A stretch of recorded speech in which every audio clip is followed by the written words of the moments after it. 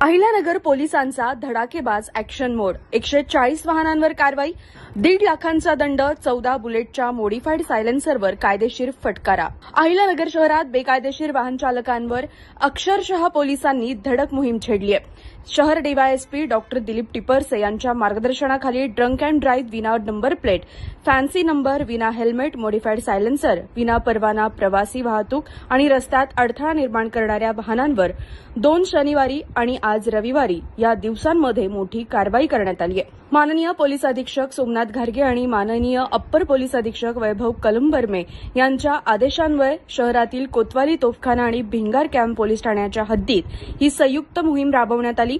या कारवाईत एकूण 140 वाहनांवर दंडात्मक कारवाई करत तब्बल 1,51,950 इतका दंड वसूल करण्यात आलाय. याशिवाय मोडिफाईड सायलेन्सरवर लावलेल्या 14 बुलेट वाहनांवर थेट कायदेशीर कारवाई करून अंमलदारांनी स्पष्ट संदेश दिलाय. अहिल्यानगरच्या रस्त्यावर नियमभंग सहन केला जाणार नाही.